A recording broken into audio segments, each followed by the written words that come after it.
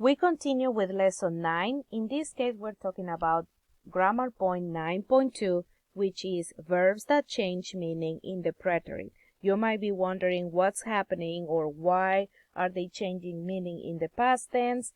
So what happens is, I don't know if you guys remember, but at the beginning of the semester, we were also talking about verbs conocer and saber, and those specific, these two verbs in specific, they mean the same. Do you remember? They mean to know, although they are used in different forms. It's different that you say, yo conozco la profesora Ramírez. I am familiar with Profesora Ramírez. And you have, on the other hand, you have, yo sé hablar español. I know how to speak Spanish. I know how to play the piano. Yo sé tocar el piano. So these verbs that we see in here, we have conocer and saber, which in present mean both to know. Then we have poder, to be able to, and we have querer, to want, okay? So whenever these verbs are used in the present, these are going to be the meaning, which I just told you. However, when we use these verbs in the past, they slightly change their meaning, okay? So we're going to go to the next slide when we're going to see how this is affecting the verbs, okay? So we have in here, if we only focus on the present side, we have conozco and we have saber, which both mean to know or to be acquainted with, and to know information. Poder means to be able or to can, and querer means to want or to love. Now, whenever we use these verbs in pretérito, which is the past form, they're going to slightly change their meaning. In here, it's going to go to meet.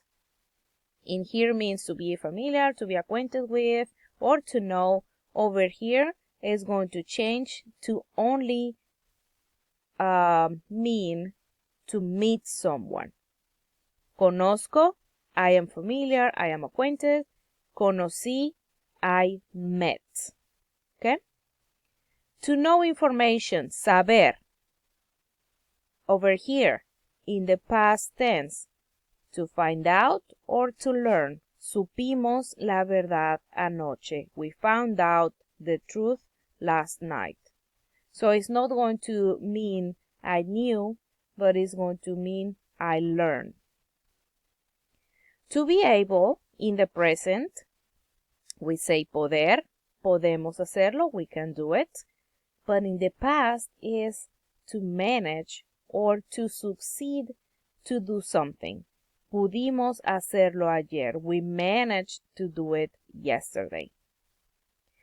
And in present we have over here, quiero ir, pero tengo que trabajar. I want to go, but I have to work. And in the past is going to be quise evitarlo. I tried to avoid it, but it was impossible.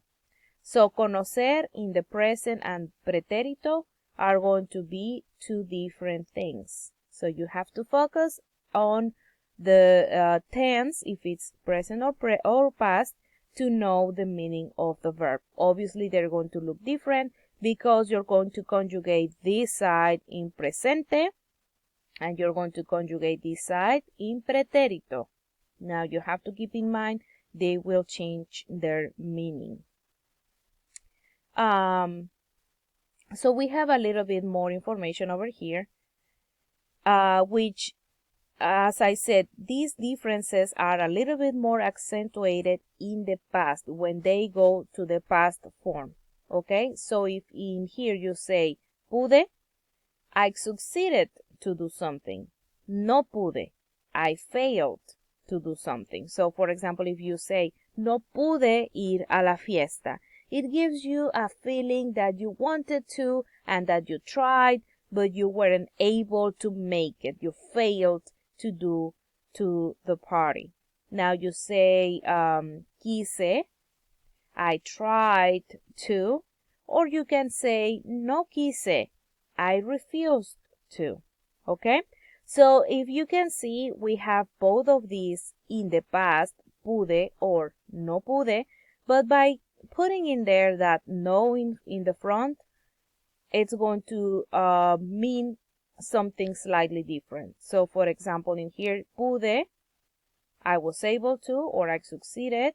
No pude, I failed to. Okay, so these are more accentuated in the past, and whenever you use that no in front, it's also going to change the meaning of the verb.